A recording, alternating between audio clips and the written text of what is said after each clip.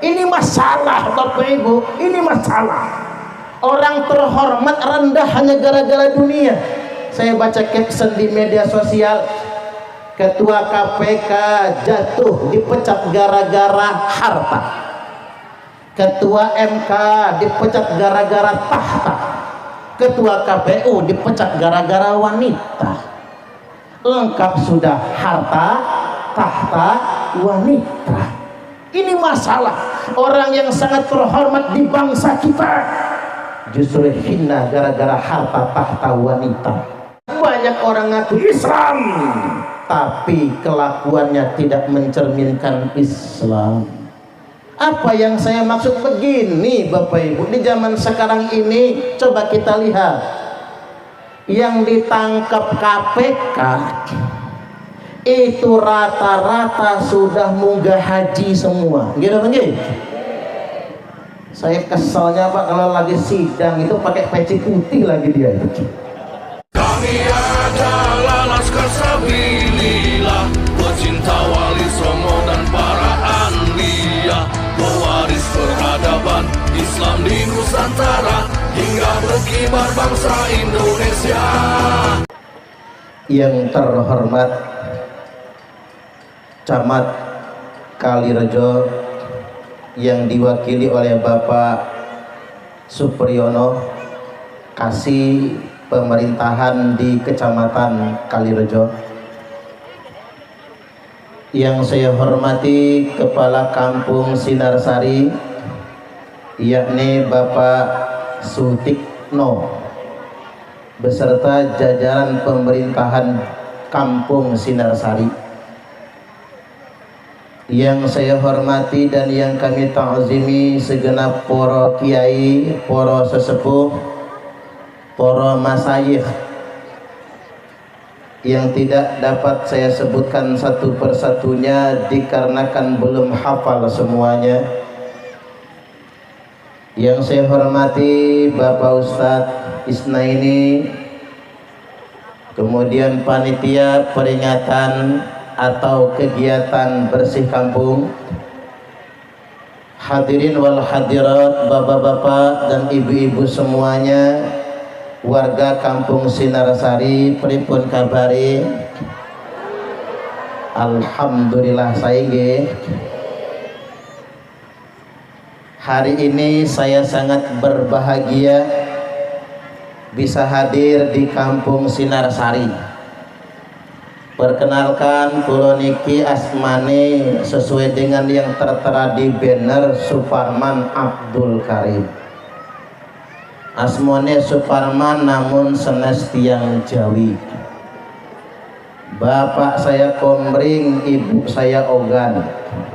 Ogan Komering Ulu. Lo kok bisa namanya Suparman? Karena lahirnya bulan Sapar, makanya jadi Suparman. Nek lahir bulan Suro asmane Suratman. Suratmi Bu. Lahir dino pon poniman, nek paing paiman, nek legiman. Jadi ceritanya karena lahir bulan Sapar, biasanya orang Komering, orang Lampung, orang Sumatera kalau lahirnya bulan Sapar namanya Saparudin. Tapi begitu saya mau dikasih nama Saparudin di kampung saya ketangkep maling ayam, nggak jadi namanya Saparudin, makanya jadi Suparman. Walaupun nama Suparman niku rodok katrok, tapi masih katrok Sutekno ya Bu ya, masih katrok Sutekno, Supriyono. Kalau Suparman itu di Amerika bisa terbang itu, Superman, tapi kan tulisannya Suparman, bacanya yang Superman. Nama Suparman itu berdasarkan data yang dimiliki oleh pemerintah Republik Indonesia adalah nama terpopuler nomor 8 se-Indonesia. Itu populer apa pasaran kira-kira ya? pasaran ternyata. Jadi Bapak Ibu, saya tinggal di Kelurahan Waidadi Baru, Sukarame, Bandar Lampung. Majelis kita Pondok Pesantren Rahmatul Ummah As-Salafiyah An-Nahdiyah di Fajar Baru, Jati Agung, Lampung Selatan. Konsentrasinya Salafiyah Kitabiah, ngaji kitab kuning, dan hifzul Quran, atau kita sering nyebutnya tahfizul Quran, ngapal Quran dengan sanad mutasil, sanad bersambung hingga Rasulullah Shallallahu Alaihi Wasallam. Minumnya sampai ya. Dan saya hadir bersama rombongan Laskar Sabilillah. Laskar Sabilillah niku Yesus nggih. Sabilillah itu akronim singkatan.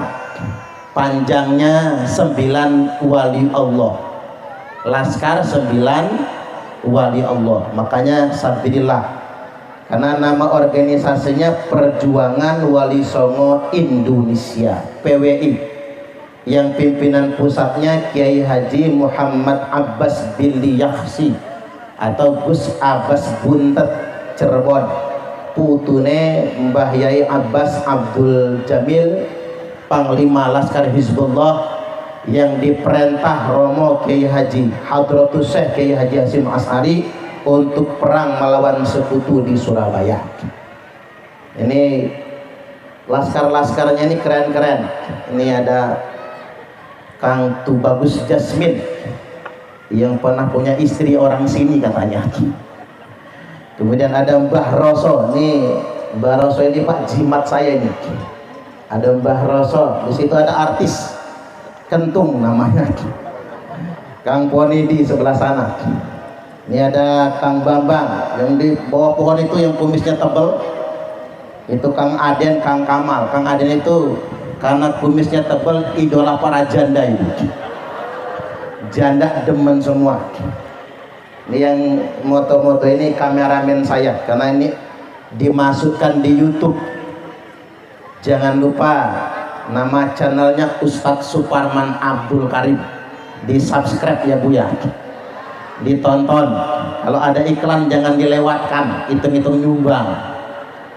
Baik hadirin wal hadirat rahimakumullah, saya doakan panjenengan yang mendoakan, yang mendengarkan ceramah dengan seksama, saya doakan masuk surga semua. Panjang umurnya, sehat badannya, solih solihah anak-anaknya, lunas hutangnya, rai-rai cicilan, tambah rezekinya, tambah istrinya. Enggak laku. Ingat Pak Sutikno, jangan nambah istri. Tapi biasanya orang yang janggutnya manis itu istrinya nggak cukup satu lah biasanya. 2 ya. Ma'asyiral hadirin Bapak Ibu rahimakumullah, hari ini kita bersih kampung. Saya akan mengurai di awal doanya Pak Kepala Kampung tadi. Beliau mendoakan semoga kampung kita barokah, rezeki kita lancar, dosa-dosa kita diampuni, kemudian dijauhkan dari balak bencana. Berbagai macam harapan Bapak Kepala Kampung tadi, mudah-mudahan kita berwasilah dengan ngaji hari ini, semua harapan dan doa kita diijabah oleh Allah Subhanahu wa ta'ala. Allahumma amin. Karena jika kita ingin membersihkan diri kita, jika kita ingin membersihkan kampung kita, maka cara yang pertama bil istighfar, cara yang kedua bis sedekah.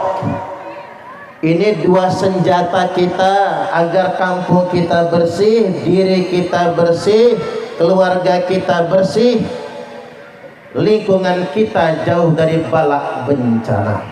yakni yang pertama bil istighfar, dengan minta ampun, ngaku kepada Allah kalau kita berdosa.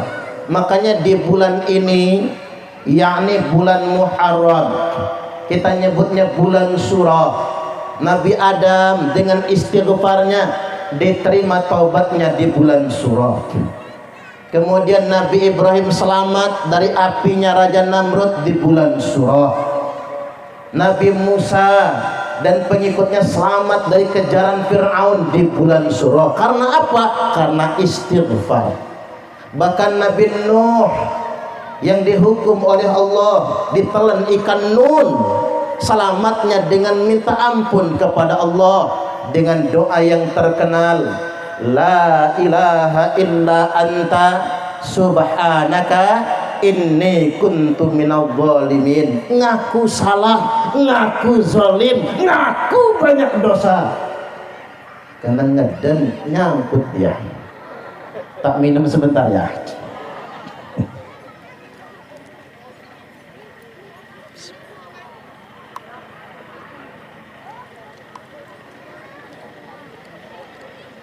Halo, ngaku zalim, ngaku banyak dosa, maka Nabi Nuh, Nabi Yunus dikeluarkan dari perut ikan Nun. Artinya memang solusi dari berbagai macam masalah kehidupan ini adalah istighfar, minta ampun kepada Allah Subhanahu wa taala. Dan yang kedua yakni bis sedekah, dengan cara sedekah. Makanya kegiatan bersih kampung ini kita barengi dengan sedekah kampung. Orang kampung sedekah kampung, nelayan sedekah laut. Mengapa judulnya sedekah Bapak Ibu?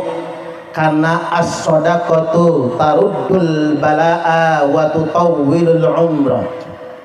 Sedekah itu taruddul balaa, mencegah bala bencana dan memanjangkan umur.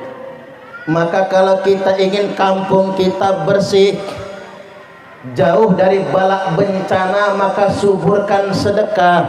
Tadi sudah diumumkan oleh Pak Untung, kita sedekah untuk anak yatim piatu, kita sedekah untuk duafa, karena sedekah itu menolak bala. Itulah mengapa Bapak Ibu, sedekah ini ciri ahli surga. Ini orang sedang pulang haji Pak. Orang haji itu yang dicari adalah mabrur. Al-hajjul mabrur laisa lahu jazaa'un illal jannah. Haji mabrur tiada lain tiada bukan balasannya kecuali pasti akan mendapatkan surga. Mal hajjul mabrur ya Rasulullah. Apa haji mabrur itu ya Rasul? Jawab Nabi, it'amut ta'am, bagi-bagi makanan. Ciri ahli surga rajin sedekah bagi makanan. Ciri haji mabrur rajin sedekah bagi makanan. Ingin dapat barokah dari Gusti Allah, ingin jauh dari balak bencana, banyak sedekah. Makanya karena orang Indonesia ini rajin sedekah, rajin bagi makanan, rajin besekan, rajin among-among, maka orang Indonesia ini kayaknya bakal masuk surga semua. Ibu-ibu ini bakal masuk surga semua. Karena orang Indonesia itu apa-apa pasti sedekah. Kita nyebutnya apa? Among-among ya Bu ya. Ketahuan hamil, lama nggak hamil, among-among. Hamil umur 4 bulan, among-among. 7 bulan, among-among. Anak lahir, among-among. Kemudian jejak bumi, among-among. Tumbuh gigi, among-among. Anak lanang disunat, among-among. Anak wedok datang bulan pertama, among-among. Makanya orang Indonesia itu bakal masuk surga semua karena rajinnya sedekah makanan. Kita berbagi dengan sesama. Sedekah itu mendatangkan barokah. Tak ulang ya, sedekah itu bukan cuman pahala, tapi juga mendatangkan berkah duniawi, berkah keluarga, berkah kehidupan kita, wa taruddul bala, dan mencegah bala bencana. Mudah-mudahan dengan sedekah kita Allah jauhkan kita dari bala bencana. Allahumma amin, amin ya rabbal alamin. Tadi doa Pak Kepala Kampung, mugi-mugi masyarakat kampung Sinar Sari sugih kaya semua. Kalaupun gak sugih, yang penting diparingi sehat. Allahumma amin. Mengapa demikian begini? Rasulullah sallallahu alaihi wasallam telah bersabda, la ba'sa bil ghina liman ittaqa. Tidak mengapa orang bertakwa itu kaya. Ini dawuh Kanjeng Nabi. Orang soleh kaya boleh, kiai sugih bagus, Pak Kades sugih bagus, Pak Supriyono sugih bagus. Tidak mengapa orang bertakwa itu kaya. Jangan sampai kita ngelihat orang soleh kaya kita iri, ngelihat orang bertakwa soleh kaya kita iri. Kalau orang bertakwa kaya, pengajian nyumbangnya paling gede, gitu nggih? Kalau orang bertakwa kaya, masjid nyumbangnya paling besar. Kalau orang bertakwa kaya, hartanya buat fakir miskin yatim piatu. Makanya dawuh Kanjeng Nabi, tidak mengapa orang bertakwa itu kaya, namun as-sihhatu liman ittaqa khairum minal ghina. Sehat bagi orang yang bertakwa itu lebih baik daripada kaya. Bahasa simpelnya as-sihhatu khairum minal ghina. Sehat lebih baik daripada kaya. Cocok atau cocok? Ya, buat apa kaya Pak kalau penyakitan?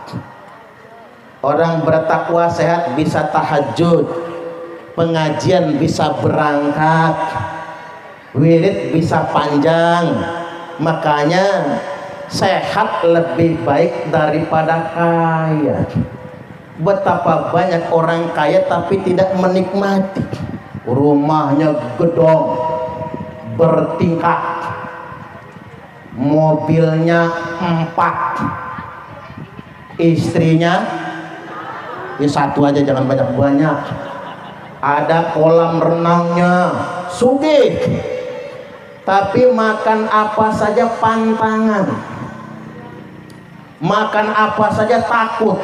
Jadi walaupun sugih, makan nasi banyak dikit takut, lauk ikan asin darah tinggi kumat takut, sayur santan asam lambung takut.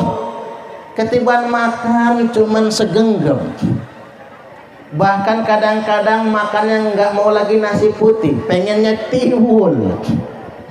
Ya kalau dulu Pak, tiwul itu makanan orang nggak kebeli beras, gitu mungkin. Zaman sekarang tiwul makanan orang sugih. Coba datang ke kota, ada rumah makan menu unggulannya sego tiwul. Itu yang parkir Fortuner, Alphard, Pajero. Ternyata yang demen makan tiwul orang sugih. Mengapa demikian? Takut makan nasi. Di samping rumah orang kaya ada orang miskin, rumahnya cuman gedek geribik, lantainya boro-boro keramik, masih tanah, atapnya aja bocor, tapi sehat, makan 3 piring, sayur nangka santan kental, lauknya ikan asin panjang sepiring, sambal terasi pedas, lalapnya triple, pete, jengkol jaling. Mapas, makan bersimbah keringat, duduk di teras, buka baju, ngudut ji Samsung. Sehat lebih baik daripada kaya. Cocok atau cocok? Ya, mudah-mudahan warga Sinarsari sehat semua, sugih semua. Allahumma amin, amin ya rabbal alamin. Hadirin Bapak Ibu rahimakumullah, pada kesempatan kali ini hendak saya sampaikan, kita sudah di tahun 1446 Hijriah. Zaman sudah semakin tua. Karena zaman ini sudah semakin tua, sudah banyak anomali, gejala sosial yang tidak masuk akal, sesuatu yang tidak normal. Yang paling umum saja saya ambil contoh, beras masih mahal, masih. Indonesia ini negara agraris, sawah ada di mana-mana, ladang ada di mana-mana. Tapi harga beras di Indonesia lebih mahal daripada Singapura.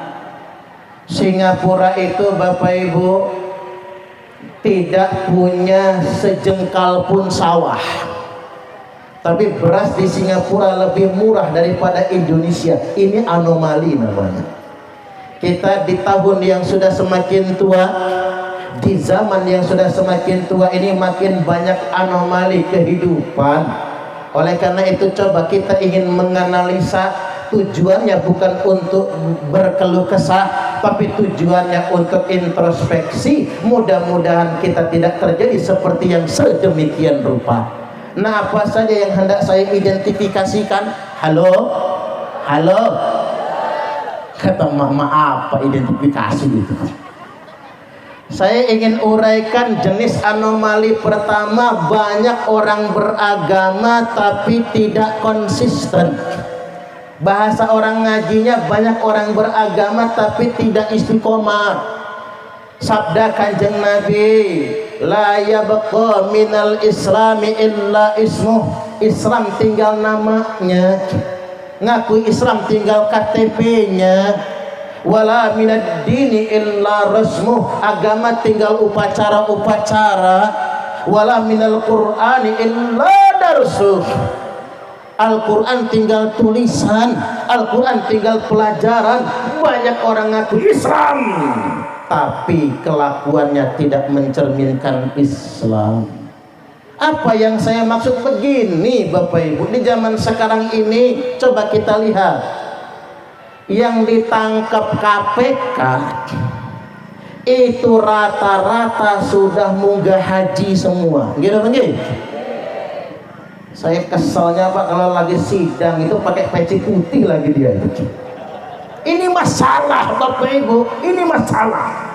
Orang terhormat rendah hanya gara-gara dunia. Saya baca caption di media sosial, Ketua KPK jatuh dipecat gara-gara harta. Ketua MK dipecat gara-gara tahta. Ketua KPU dipecat gara-gara wanita. Lengkap sudah, harta, tahta, wanita. Ini masalah. Orang yang sangat terhormat di bangsa kita justru hina gara-gara harta, tahta, wanita. Ini yang disebut orang itu haji tomat. Apa itu haji tomat? Berangkat tobat, pulang kumat. Puasa Ramadannya tamat, maksiatnya lanjut. Bayar zakatnya banyak, korupsinya tambah banyak. Kemudian sholatnya STMJ. Apa itu STMJ? Sholat terus, maksiat jojong. Pengajiannya rajin, ngerumpinya juga tambah rajin. Ini yang di sana. Kalau yang di sini pusatnya. Saya juga heran sama emak-emak ini Pak. Sia-sia sholatnya bro, sia-sia puasanya, sia-sia bayar zakatnya. Kalau cangkem nih masih suka ngomongin orang. Kalau kita ingat istrinya Abu Lahab, mengapa ini istrinya Abu Lahab masuk neraka? Hammalatal hatab. Karena bininya Abu Lahab tukang bawa kayu bakar. Apa hubungannya? Al-Quran menyebut kayu bakar karena zaman Nabi belum ada kompor. Makanya kayu bakar itu adalah gambaran perempuan yang suka ngerumpi, suka nyinyir, sukanya berfitnah, provokator. Zaman dulu disebut tukang bawa kayu bakar, zaman sekarang disebutnya kompor alias ember. Tukang gosip, tahu gosip? Digosok makin sip. Ibu-ibu ini suka nggak ngerumpi, Bu? Suka sih enggak, cuman hobi. Ada ibu-ibu nanya sama saya, Pak Ustadz, Pak Yai, kulo niki hobi sangat ngerumpi. Saking hobinya kalau seminggu aja nggak ngerumpi demam saya. Kira-kira apa sih obatnya biar berhenti ngerumpi? Gampang, tak kasih tahu jenengan, Bu. Kalau jenengan tipe orang yang sangat hobi ngegosip, kalau nggak ngegosip malah sakit, demam, maka monggo silahkan ngegosip sepuas-puasnya. Tapi jangan ngajak kawan. Ngegosip dewean. Lagi demen nih masuk kamar ngadep cermin, silahkan ngerupi sepuas-puasnya. Paling anaknya ngintip wis edan mama aku. Ngegosip kok dewean. Jadi boleh ngegosip asal jangan ngajak kawan. Kita balik lagi, kita dihadapkan dengan inkonsistensi. Ini di bangsa kita. Banyak orang ngaku muslim, penampilannya muslim, tapi kelakuannya mengkhianati agamanya sendiri. Kalau dalam bahasa Arab namanya talafi. Apa itu talafi? Talafi niku talbisul haqqu bil batil, yang hak sama yang batil campur, talbis. Bahkan talafi itu lebih bahaya lagi, nipu. Tampilannya madu, dalamnya racun. Tampilannya susu, dalamnya khamr. Tampilannya kopi, dalamnya sianida. Tampilannya malaikat, hatinya belis. Bajunya islami tapi tukang provokasi. Jubahnya sunnah tapi tukang nyebar fitnah. Orang Palembang nyebutnya waluyo. Enten Pak waluyo? Ngapura Pak. Waluyo niku kepanjangannya wajah lugu ati buayo. Ngapura nggih Pak waluyo? Niku waluyo Palembang, wajah lugu ati buayo. Makanya hati-hati Bu bapak-bapak yang lugu angong, lugu ati buaya itu. Hati-hati. Zaman sekarang zaman kamuflase.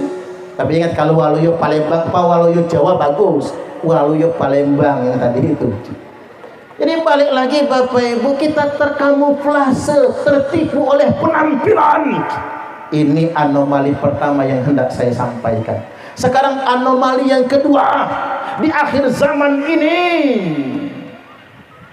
istri merantau ke luar negeri cari rezeki, suami males-malesan di rumah.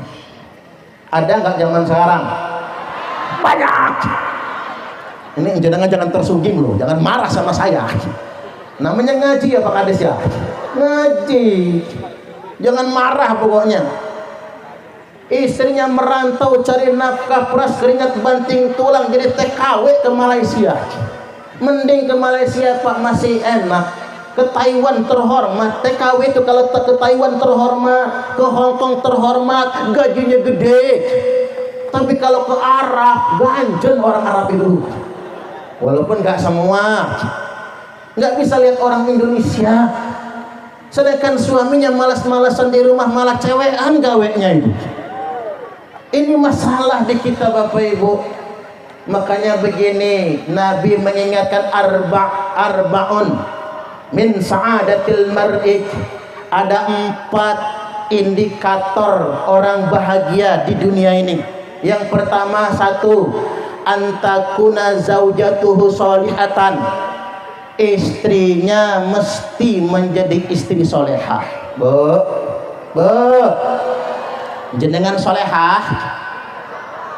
Solehah? Jawabnya insya Allah loh Pak. Ibu-ibu ini ragu dengan dirinya sendiri. Insya Allahnya kanjeng Nabi tepat, insya Allahnya para kiai tepat, insya Allahnya mama-mama ini nggak bisa dipercaya. Mudah-mudahan jenengan istri solehah, Allahumma amin. Kemudian yang berikutnya, wa auladuhu abrara, punya anak-anak yang berbakti kepada orang tua. Kemudian yang ketiga, wa khulatauhu sholihin, punya tonggo-tonggo, kawan-kawan, teman-teman yang soleh-soleh. Wa ayyakuna rizquhu fi baladih, dan yang keempat, mengais rezeki, dapat rezekinya di kampung sendiri. Yang namanya nyari rezeki kalau di kampung orang tetap menyakitkan, gitu nggih. Masih mending kalau di kampung tonggone. Kalau keluar negeri pan jauh. Makanya saya ingin ingatkan kepada masyarakat Kalirejo, Lampung Tengah, dan semua masyarakat Lampung, bahkan bangsa Indonesia, syukuri apa yang ada di kampung kita sendiri, gak usah merantau jauh-jauh. Cocok atau cocok? Halo, dengerin mama-mama nih, nganti ngamuk-ngamuk minta pegat sama lakinya, gara-gara ngotot pengen betul keluar negeri. Pokoknya Pak, nek sampai nggak mengizinkan saya pegat kita Pak. Terpaksa suami mengizinkan Pak. Setelah saya identifikasi Bapak Ibu, mengapa kita ngotot betul keluar negeri? Ya karena sebagian besar, nggak semua nggih, sebagian besar pengen rumah gedong, pengen lantai keramik, hidup dongak ke atas, pengen kayak orang-orang kebanyakan. Mbok ya syukuri apa yang ada. Walaupun ada yang kebelit utang banyak nggih. Gimana bayarnya kalau nggak keluar negeri? Utang sama Pak Kades nggak dikasih. Utang sama Pak Kiai mana kena marah.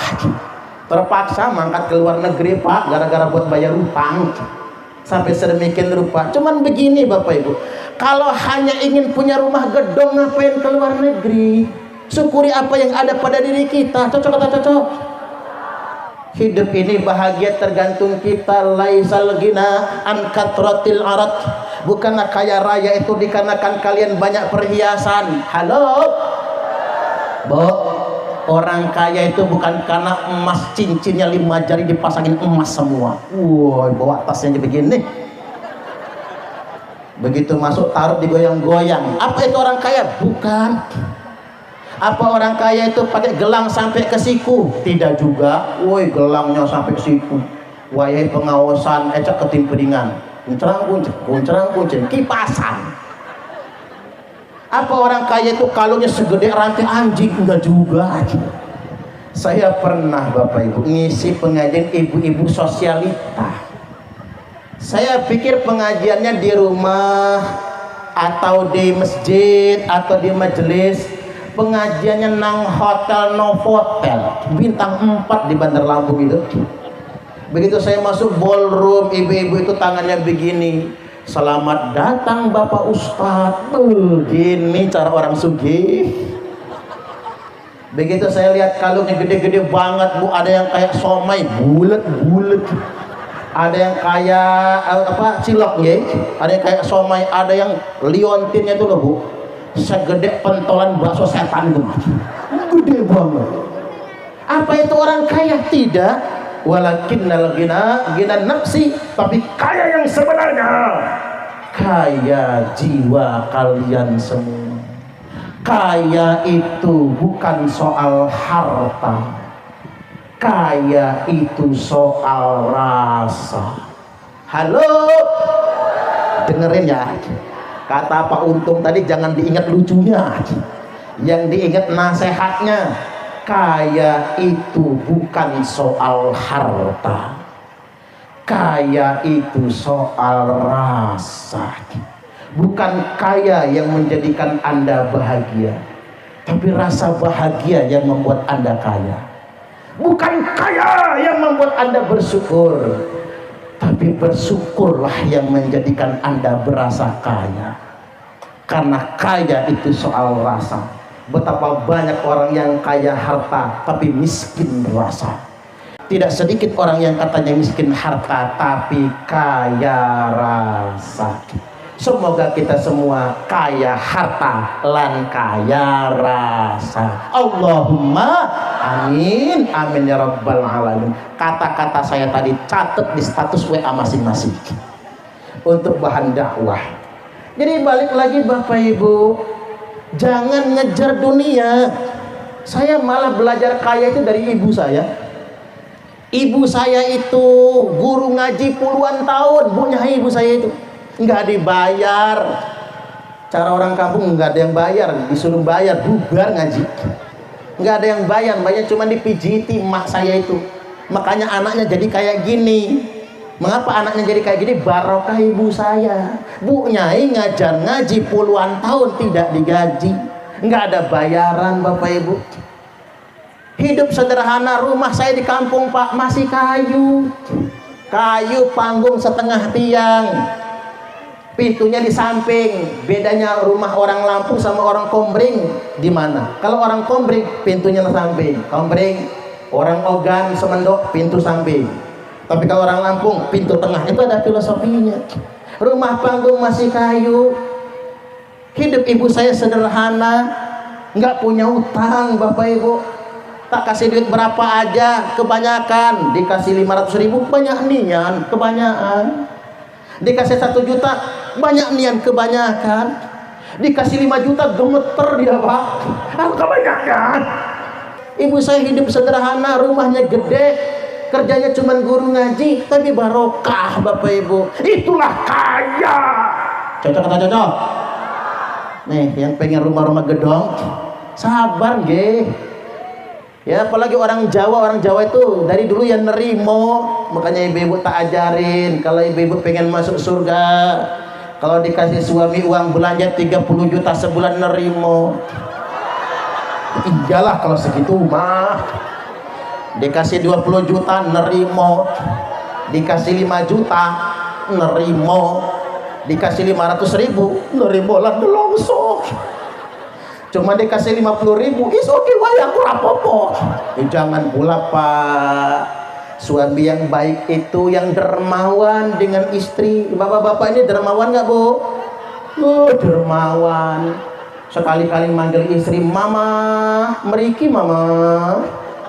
Ada apa Papa? Mama sedang membersihkan teletong. Sabar suami menanti, lenggah Mama. Duduk istri, bapak-bapak, rogoh kantong kanan Pak, ambil duit 15 juta, banting di meja, jeleker. Ini uang apa Papa? Ini uang belanja Mama. Gue tuku beras, bayar listrik, bayar cicilan kulkas, bayar cicilan seragam muslimat, bayar arisan. Kira-kira cukup Mama? Cukup Papa. Malah ada turahnya. Yo nek turah simpen kalih Mama, mudah-mudahan jadi tabungan. Alhamdulillah bini ngekep 15 juta mau masuk kamar, duit mau disimpan. Kata suami, nanti dulu Mama, masih ada yang kurang. Rogoh lagi kantong kiri Pak, banting lagi 15 juta, jeger. Ini uang apa lagi Papa? Ini bonus untuk Mama. Ngomongnya agak drama Pak. Capek Mama masak, capek Mama melumah, capek Mama ngurumat anak, ngurus rumah. Ini bonus 15 juta. Mangkato nang pasar, jangan pulang kalau nggak habis Mama. 15 juta uang belanja, 15 juta bonusnya 30 juta. Mau nggak Bu? Ngimpi ngantin jedut langit lah Bu. Tapi Pak, ngelihat rai-rai emak-emak nih Pak, ini istri nerimo. Ibu-ibu ini dikasih berapapun nerimo ibu. Ya kalau pengen dikasih 30 juta sebulan, suaminya nggak boleh kades, nggak boleh kasih pemerintahan, PNS mah nggak cukup. Apa meneh petani yang tergantung panennya. Kalau pengen 30 juta sebulan, ibu-ibu harus punya suami pengusaha. Cuman pengusahanya nggak mau sama sampean, itu masalahnya. Artinya ibu-ibu ini nerima Pak, nerima. Cuman saya ingin ingatkan bapak-bapak kedikit amat sih Bu ya, emak-emak semua isinya ini. Ingat kali bapak-bapak, ibu-ibu ini dikasih berapapun nerimo. Itulah mengapa beliau ini sedia jadi istri sampean Pak. Cuman ibu-ibu ini satu yang paling dia benci. Ibu-ibu ini paling sebel sama laki-laki yang pelit, ngasihnya cuman dikit, itu pun diungkit-ungkit. Ada nggak zaman sekarang? Yang mana orangnya? Yang mana? Kalau ada di sini. Jadi balik lagi, ini anomali. Pokoknya bapak-bapak, laki-laki harus punya harga diri. Istri mau merantau ke luar negeri jangan, kecuali sangat terpaksa nggih. Ini kan juga ditonton oleh pendengar saya dari luar negeri. Mohon maaf buat para TKW pahlawan devisa, Anda semua telah menyelamatkan bangsa. Apa yang Anda kerjakan juga halal nggih. Cuman kalau sudah cukup bayar utangnya pulang. Kasihan anak-anak gitu nggih. Pulang sudahlah, dunia ini kalau dikejar gak ada habisnya. Yang penting kita cukup bersyukur kepada Allah Subhanahu wa taala. Kita doakan para TKI TKW kita di luar negeri, beliau semua Allah berikan kekayaan dan kesehatan serta keselamatan. Allahumma amin. Amin ya rabbal alamin. 2, 3. Anomali masyarakat modern ini, banyak orang kaya tapi bermental miskin. Halo, banyak orang kaya bermental miskin. Tak baca kado nasnya Pak, kita ini nggak percaya kalau nggak pakai hadis. Dari Abdullah bin Mas'ud radhiyallahu an, beliau berkata, innakum asbahtum fi zamanin, kalian hari ini hadir di suatu zaman. Ini zaman biyen ya Pak, zaman sahabat, di mana kathirin fuqaha'uhu wa qalilin khutaba'uhu. Zaman biyen, zaman sahabat, zaman tabi'in, banyak fuqahanya, banyak ulamanya, sedikit tukang ceramah.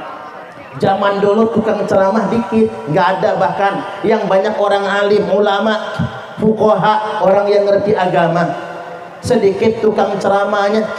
Kemudian yang berikutnya, wa qalilin su'aluhu wa katsirin mu'tuhu. Zaman itu yang minta sedikit, yang ngasih banyak. Zaman sahabat, tabi'in, tabi'ut tabi'in, 3 abad awal itu, yang ngasih banyak, yang nadah dikit. Wa sayati zamanun, awas, nanti di akhir zaman akan datang suatu masa di mana qalilun fuqaha'uhu wa katsirun khutaba'uhu. Sedikit sekali ulamanya, sedikit pakar fikihnya, terlalu banyak tukang ceramahnya. Ya ini zaman sekarang ini. Kalau niki penceramah banyak di mana-mana. Pakai aksi industrial, dai TPI, lomba dai banyak, tukang khutbah banyak, tukang ceramah banyak. Tetapi Bapak Ibu, sedikit sekali ulamanya. Maka jangan tertipu dengan penampilan. Dan lebih-lebih lagi, kathirun su'aluhu wa qalilun mu'tuhu. Di zaman itu yang nadah banyak, yang ngasih dikit. Banyak orang kaya bermental miskin. Woi, kaya mah kaya, HP-nya Android, kemana-mana selfie, pengajian selfie, kondangan selfie, ke pasar selfie, dolanan nang pantai selfie. Mana selfie-nya mulut dipengot-pengotin, pakai 2 jari lagi. Kenapa emak-emak itu kalau selfie begini ya Pak? Begini kan ada artinya Bu, jadikan aku yang kedua. Pantesan bapak-bapak kawin lagi, emak-emak multi pengot-pengotin, kemana-mana selfie, gak lagunya kayak sosialita tapi dibilang melarat marah, tapi gak dapet bansos tambah ngamuk. Yang disalahin siapa? Ketua RT. Mana ketua RT? Ngacu dulu. Pening jadi ketua RT itu, pening, gaji gak seberapa, malah nunggak lagi gajian RT itu. Apa kata emak-emak? Sekilit Pak RT, saudara sedia kebagian semua, kita nggak kebagian. Yang nggak tahan bininya Pak RT. Apa kata bininya Pak RT? Udah Pak, berhenti aja jadi RT, mana gaji nggak seberapa. Omongan orang nggak tahan. Apa kata suami? Nggak apa-apa Ma, ini pahala buat kita. Namun tak lapor Pak kepala kampung, itu data saudara kita, tandain mau kita coret. Nanti bagi bansos, bagi BLT, pokoknya saudara nggak usah kebagian, kasih ke orang lain semua biar nggak jadi omongan. Begitu cair bansos dibagiin, saudara satu pun nggak kebagian. Apa kata saudara? Nggak ada guna punya saudara jadi RT. Riwah Bapak Ibu, pening Pak Kades yang pening itu. Makanya dana desa ADD ya Pak yang bisa jadi bansos itu ya. ADD itu jadi fitnah loh. Mengapa jadi fitnah? Pening Pak Kades. Cuman kebagian sebagian orang yang lain ngomel sakampung. Jangan lagi coblos Pak Sutikno nantinya. Diancam Pak. Karena ngapa? Banyak orang kaya bermental miskin. Contoh zaman Khalifah Umar bin Abdul Aziz, ketika zakat ingin dibagikan, orang nolak semua. Kami tidak menerima zakat karena kami sudah kaya. Padahal di zaman itu orang nggak punya TV, nggak punya motor, boro-boro mobil. Ada cuma sepeda, apa namanya, unta sama kuda. Di zaman itu orang nggak punya motor, nggak punya mobil, nggak punya TV. Tapi ketika dibagikan zakat mereka nolak semua. Maka mudah-mudahan habis pengajian hari ini, begitu Pak Kepala Kampung bagi bansos, masyarakat Sinarsari mengatakan, maaf Pak Kades, maaf Pak Kakam, kami nolak BLT. Tepuk tangan dulu, tepuk tangan. Ini kok takut tepuk tangannya ya? Kami nolak BLT, kami nolak bansos. Lu ngapa? Karena kami sudah sugih Pak Lurah. Nah keren Bapak Ibu, mental kaya. Duit yang ada betul-betul buat fakir miskin yang terlantar. Jangan sampai kita ini bermental miskin, lagunya kayak sosialita, mukanya glowing skincare. Pagi-pagi senam nang balai desa, balai kampung, pakai baju senam ngetak, bibirnya aja lipstick kayak habis makan ayam hidup. Kalau manggil temennya Jeng, hari ini arisannya tenggene sopo Jeng, tenggene sinten Jeng, tendaleme Jeng Astuti. Jang.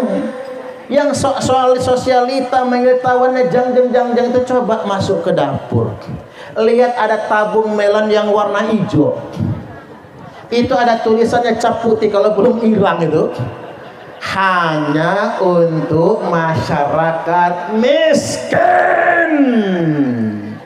Betapa banyak orang hari ini Bapak Ibu bermental miskin, rumahnya gedong tapi masih nerima PKH.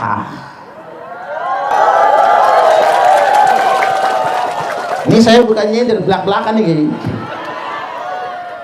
Mengapa sih kita nggak bisa nolak? Ya kalau Pak Kepala Kampung yang nyabut di demo Pak Kepala Kampungnya, mestinya kita sadar diri gitu, mengusulkan saya nggak berhak nerima ini, begitu dong.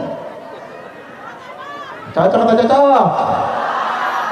Saya ingin tahadus bin nikmah kali jenengan Bapak Ibu. Ceritanya begini, saya ini gagal berangkat umroh dulu, gagal berangkat umroh hanya gara-gara satu syarat nggak cukup, surat keterangan tidak mampu. Saya nolak. Lo nggak apa-apa Ustaz? Saya takut permanen nggak mampu ya saya. Mau boy. Gara-gara satu surat itu. Alhamdulillah Pak, 2009 saya nolak umroh gara-gara nggak mau pakai surat keterangan tidak mampu. 2012 saya dilunasi mangkat haji. Alhamdulillah Bapak Ibu. Enggak urung kita dapat rezeki dari Allah, enggak urung. Karena rezeki kan bukan dari penguasa, bukan dari pejabat, bukan dari pemerintah. Rezeki dari Gusti Allah. Yuk kita bermental kaya. Kalau bukan hak kita jangan diambil. Tangan di atas lebih baik daripada tangan di bawah. Ingat ini zaman sulit, beras mahal. Oke, yang punya ladang, yang punya sawah Pak. Bagaimana dengan yang tidak punya sawah? Beli beras mahal Bapak Ibu. Saya ingin ingatkan, ayo tangan di atas lebih baik daripada tangan di bawah. Dawuh Syekh Abdul Qadir Al-Jilani berkata, kata beliau, sesuap nasi yang engkau masukkan ke dalam perut orang yang lapar itu lebih baik daripada membangun 1000 masjid jamiah. Berhentilah dulu orang Islam itu Pak bermewah-mewahan akan masjid. Alangkah baiknya kita peduli dengan sesama, yuk berbagi. Apalah gunanya bongkar pasang masjid. Mahal bikin masjid itu. Kalau sudah bagus masjidnya sudah gak usah dibongkar pasang. Yang penting bukan megahnya bangunan, yang penting makmur isinya. Gitu bang. Ya kita bantu dulu tetangga kita, sesama kita. Orang kaya bolak-balik umroh dengan alasan rindu rumah Allah. Padahal Allah lebih rindu dengan orang kaya yang berbagi dengan fakir miskin. Tak ulang ya, orang kaya bolak-balik umroh dengan alasan rindu rumah Allah, padahal Allah lebih rindu dengan orang kaya yang berbagi dengan fakir miskin. Dengerin tuh, tepuk tangan lagi, tepuk tangan. Dengerin tuh yang suge-suge. Buat apa tiap tahun mangkat umroh Pak? Tapi sombong. Maaf ngomong nih, saya 17 kali mangkat umroh, unta aja hafal sama saya. Maaf Pak, sombong Pak. Kalau keseringan ke Mekah itu sombong. Kalau suami istri 70 juta mangkat umroh, alangkah baiknya itu dibagikan dengan tetangga yang fakir miskin. Cocok atau cocok? Berikan kepada saudara-saudara kita yang susah, yang tidak mampu. Kita berbagi dengan sesama, karena itulah ajaran Islam yang sesungguhnya. Wallahu fi aunil 'abdi ma kana al-'abdu fi auni akhihi. Karena Allah senantiasa membersamai hambanya selama hambanya mau menolong saudaranya. Allah akan hadir membela kita. Allah akan senantiasa menolong kita kalau kita pun tidak pernah abai menolong saudara-saudara kita. Insya Allah. Lanjut. Tak minum dulu.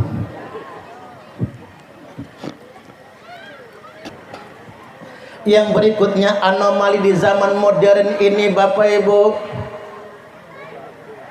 orang hanya membangun masjid untuk kemegahan dan Al-Quran hanya untuk jadi perlombaan. Rasulullah sallallahu alaihi wasallam telah bersabda, la taqumus sa'atu hatta yatabahan nasu fil masajid.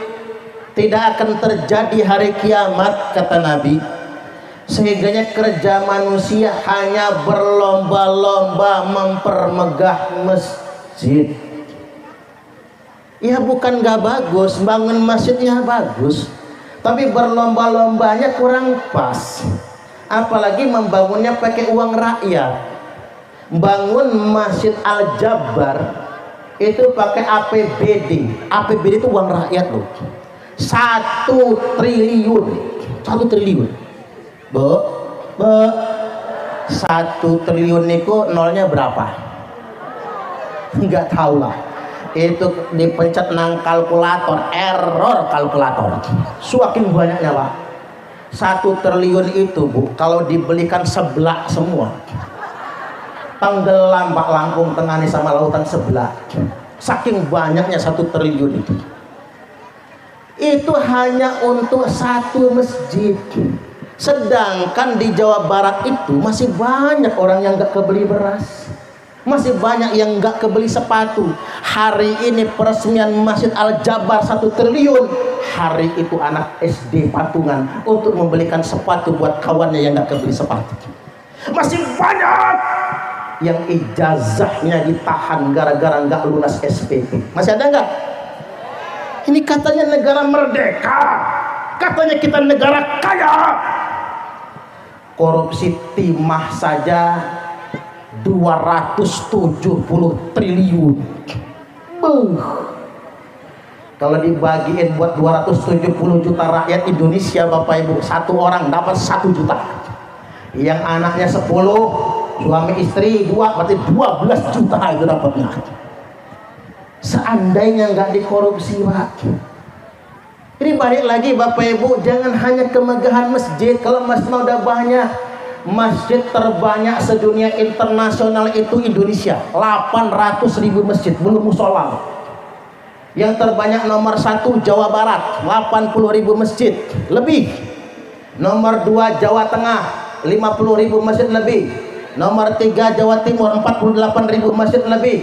Nomor 4 Sulawesi Selatan, 14.000 masjid lebih.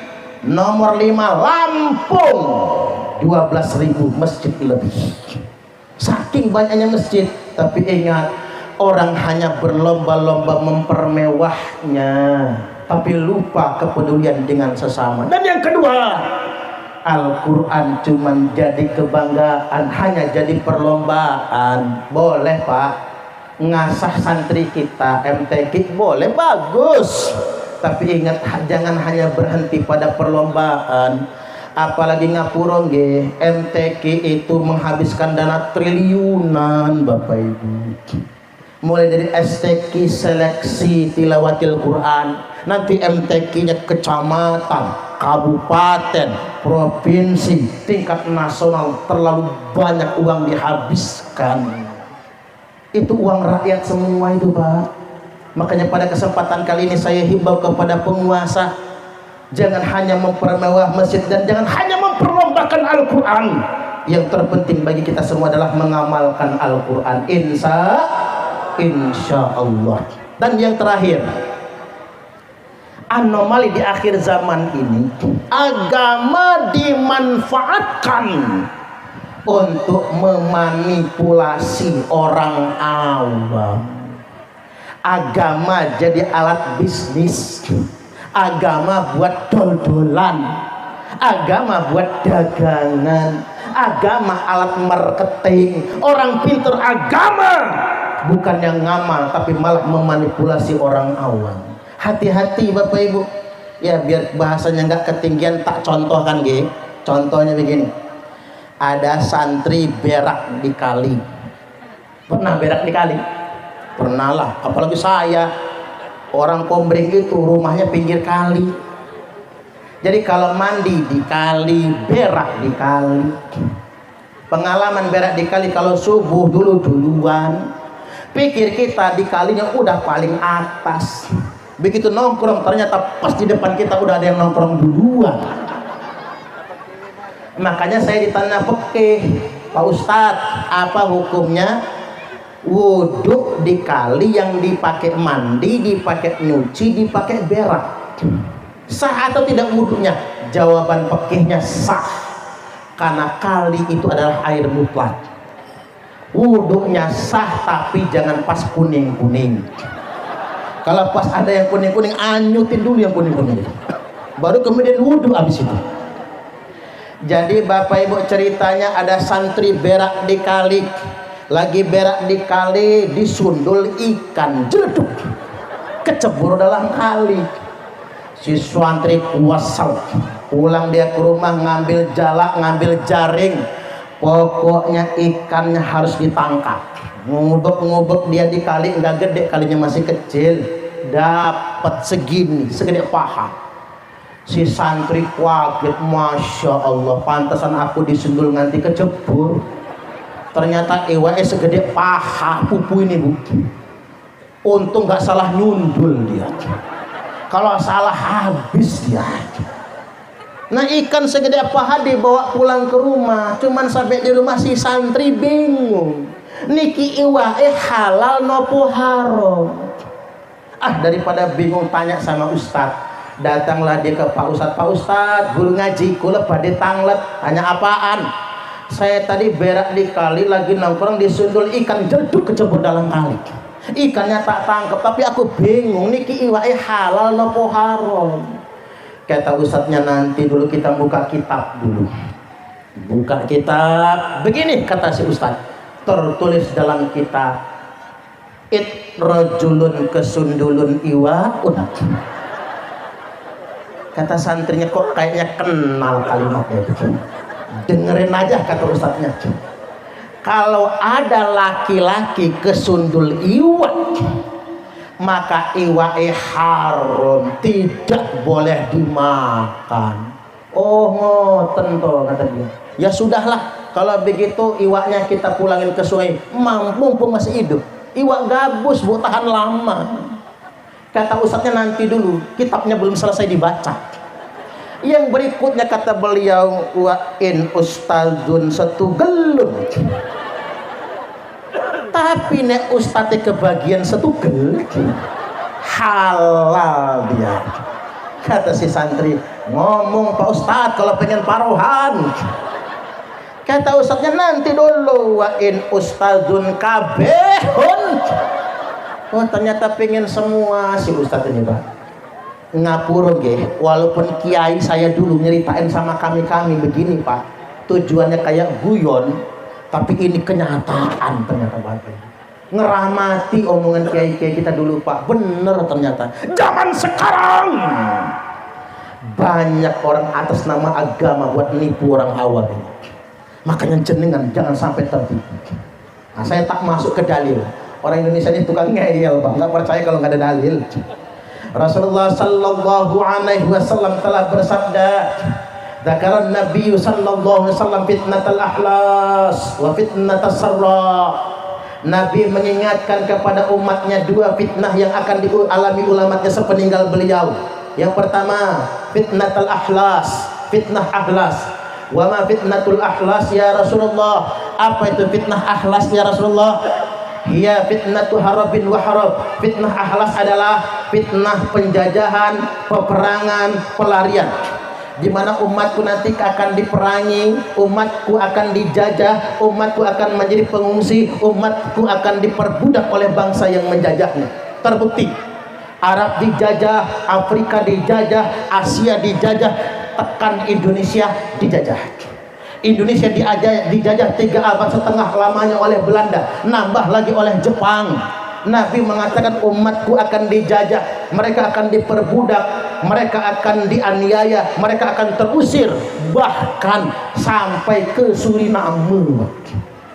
Makanya di Suriname sampai saat ini masih banyak orang asli Jawa yang diangkut Belanda ke sana, bahkan sekarang derajatnya sudah diangkat. Dulu mereka diperbudak, dulu mereka jadi buruh Belanda, sekarang mereka sudah menjadi pemimpin di Suriname.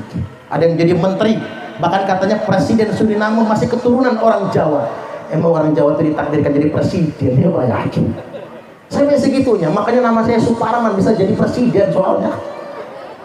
Kalau Saparudin susah jadi presidennya. Nek Suparman namanya udah kena tuh, minimal namanya. Jadi balik lagi Bapak Ibu, kita terjajah. Makanya muncul slogan yang diabadikan oleh Ki Hajar Dewantoro. Saking kita ini sulitnya berjuang Bapak Ibu, agar kita berdiri sama tinggi, duduk sama rendah, berat sama dipikul, ringan sama dijinjing. Atak apa kata beliau? Ing ngarsa suntulodo, ing madya mangun kersa tuturi handayani. Cuman sayang Pak, zaman sekarang udah diplesetkan. Ing ngarsa numpuk bondo, ing madya mangan koncok. tuturing golek raih, hilang pertemanan, hilang persaudaraan. Fitnah yang pertama umat sepeninggalku kata Nabi adalah terjajah. Tapi ingat fitnah kedua, thumma fitnatu sarra, lalu muncul fitnah di zaman kemerdekaan. Setelah penjajah mereka usir, Belanda mereka usir, Jepang mereka pulangkan, umatku akan diuji dengan fitnah sarra. Dakhaluha min tahti qodama rajulin min ahli baiti. Di mana fitnah di zaman kemerdekaan itu akan keluar dari bawah dua telapak kaki laki-laki yang ngaku-ngaku ahlul baitku, ngaku-ngaku cucungku. Halo, halo. Ini agak serius nih ngajinya, agak serius. Ternyata apa yang dikatakan Nabi itu kenyataan. Dawuhnya wali aja mandi kenyataan Bapak Ibu. Apatah lagi ini dawuh sabda Kanjeng Nabi. Nanti di zaman kemerdekaan, saat negara sedang membangun, saat umatku sedang membangun, kata Nabi, awas, muncul orang-orang yang akan mengatakan dalam darah aneh nih mengalir darah Rasulullah. Orang-orang yang akan ngaku-ngaku anak cucu Nabi, yaz'umu annahu minni walaysa minni, dia ngaku-ngaku anak putuku kata Nabi, padahal dia bukan anak putuku. Dan sudah terjadi di Indonesia Raya tercinta, ada segerombolan orang yang ngaku-ngaku anak cucu Nabi. Ini kenyataan, ini dawuh Kanjeng Nabi, ini sabda Kanjeng Nabi, hadisnya sahih, bukan maudhu, bukan dhaif. Dia ngaku-ngaku anak cucuku, napu-napu dadanya. Tujuannya buat apa? Memanipulasi orang awam.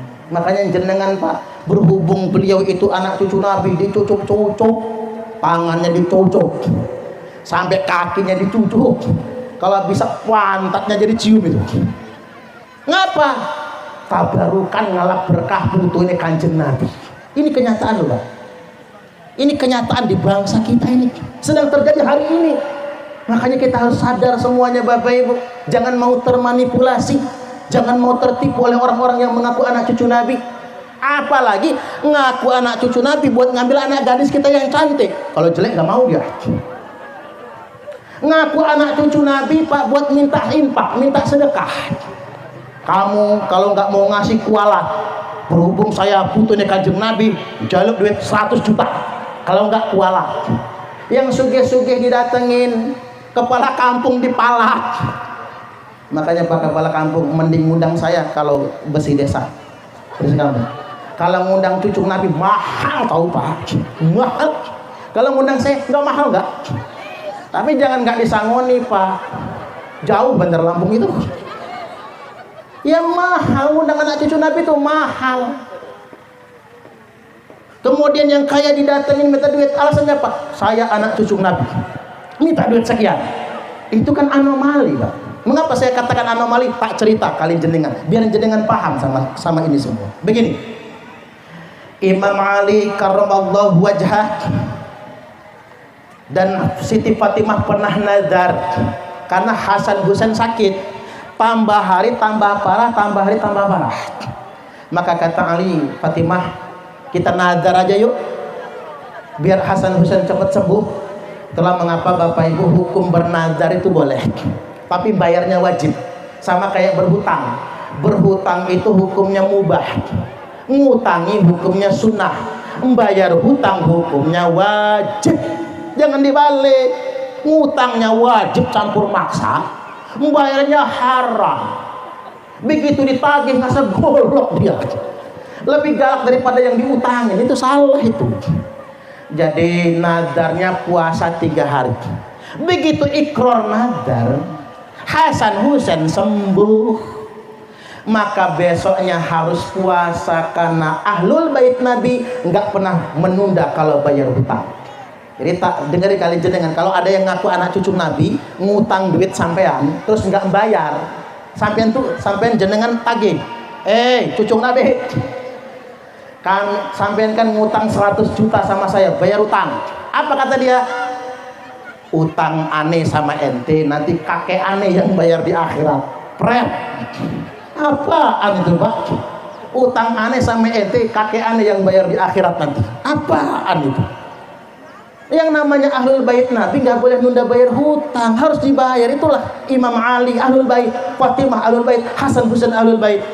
Puasa Bapak Ibu, nggak sahur karena nggak ada yang dimakan, cuma minum air. Imam Ali kerja sama orang Yahudi, minta wol. Makanya orang Islam boleh tonggoan sama orang Kristen, orang Hindu, Buddha boleh. Kerja sama orang agama lain boleh, agama lain kerja sama kita jadi karyawan kita boleh. Jadi karyawan kita agamanya Kristen boleh, kita orang Islam kerja sama bos orang Kristen boleh. Imam Ali minta wol, dapat upah cukup buat 3 hari. Sore bikin roti buat berbuka, datang orang miskin udah lapar 3 hari gak makan, ketok pintu Imam Ali. Kata Ali sama Fatimah, jatah berbuka kita kasih sama orang yang lapar ini, kasihin. Akhirnya cuman minum bukanya. Besok bikin roti lagi, begitu mau maghrib ketok pintu lagi, datang anak yatim kelaparan, kasih ke anak yatim. Di hari yang ketiga kata Imam Ali, 2 hari kita nggak makan, nggak apa-apa tetap puasa, mudah-mudahan hari ketiga kita bisa makan. Begitu berbuka mau maghrib ketok pintu, ada tawanan baru keluar dari penjara, mau pulang kampung gak ada modal, kasih semua. 3 hari 3 malam gak makan apa-apa kecuali buka pakai minum air saja, sahur pun pakai minum saja.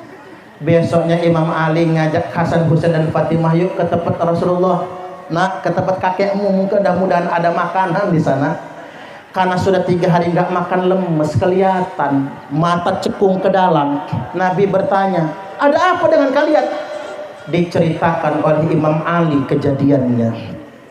Nangis Kanjeng Nabi. Lalu turun firman Allah. Apa bunyi ayatnya? Wa yut'imuna ta'ama ala hubbihi miskinan wa yatiman wa asira. Luar biasa. Ayat ini khusus turunnya untuk ahlul bait Nabi. Imam Ali, Fatimah, Hasan, Husain.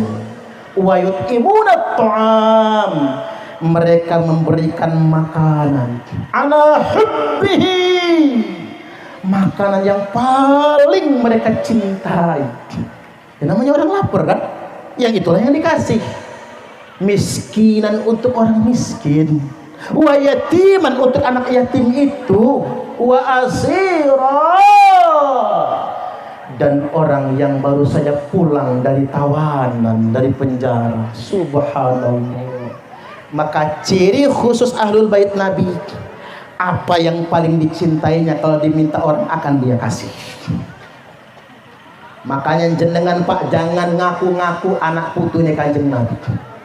Pak Kades ngaku saya anak putune Kanjeng Nabi, punya mobil kita minta mobilnya. Jadi kalau ada yang ngaku anak cucu Nabi, Bapak Ibu, dia suka sama bajunya sendiri, senang nih, diminta orang kasih bajunya. Makanya jangan minta jas saya bukan putune Kanjeng Nabi. Saya ini putune cucunya Rasulullah Adam alaihi salam. Saya mah anak cucu Adam ajalah. Karena kalau anak cucu Nabi Muhammad sallallahu alaihi wasallam, Bapak Ibu, dia nggak boleh minta. Haram nerima zakat. Dengerin tuh yang ngaku-ngaku anak cucu Nabi, nerima zakat haram, tidak boleh minta-minta sedekah. Tapi kalau dia punya yang dia cintai, kasihkan. Motor kasihkan kalau diminta orang, mobil kasihkan kalau diminta orang, baju kasihkan kalau diminta orang. Itu baru anak putune Kanjeng Nabi. Kalau ada yang ngaku-ngaku anak putune Kanjeng Nabi, kita ngontrak-kontrakan dibayarin, kita punya utang-utang kita dilunasin, mau nikah nggak punya modal dimodalin, anak kita bayar sekolah nggak ada duitnya dibayarin. Walaupun belum terbukti anak putune Kanjeng Nabi, anggap aja cucu Nabi lah. Karena mengapa? Mensifati sifat ahlul bait. Kesimpulannya Bapak Ibu, jangan mau termanipulasi. orang-orang yang mengatasnamakan agama tapi untuk mengeksploitasi umat. Saya juga menyarankan buat diri saya juga ya Pak, nggih. Buat diri saya para kiai juga, para mubalik. Kadang-kadang kiai-kiai itu sekaya Pak, tapi masih ada sama jamaah tuh begini. Ini nyemes diri sendiri loh Pak. Ini terakhir nggih, terakhir. Begini Bapak Ibu, saya ini ditegur orang. Yang negor saya itu kayak Mbah Rasul ini lah orangnya. Bukan kiai, bukan ustadz, tapi ahli tirakat. Apa kata dia? Ustadz, apa Mbah kata saya? Dakwah sebenarnya bukan di mimbar. Dakwah sebenarnya bukan di panggung-panggung ceramah. Tapi dakwah yang sebenarnya ada di tengah-tengah masyarakat yang lemah. Wih, rodok saya Pak, rodok saya. Luar biasa. Iya juga ya Pak. Dakwah itu kalau di mimbar, di panggung kayak gini udah jelas pasti disangoni. Percayalah sama saya. Saya percaya sama panitia pokoknya. Udah pasti disangoni. Jangankan yang diundang sengaja begini Pak, buat asal acara bersih kampung. Nang Bandar Lampung cuman khutbah Jum'ah Pak. Khutbah Jum'ah 500.000.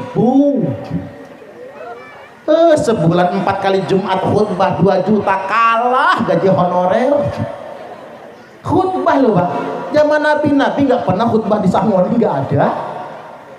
Artinya Bapak Ibu, dakwah itu kalau dianggap cuman di mimbar-mimbar Jumat, di panggung-panggung ceramah, sudah diganti dengan sang dakwah yang sebenarnya ada di tengah-tengah masyarakat yang lemah. Yuk kita peduli dengan sesama, mari kita membantu sesama. Demikian dari saya, kurang lebihnya mohon maaf, dan kepada Allah Ta'ala mohon ampun. Kalau ada sumur di ladang, bolehlah kita menumpang mandi.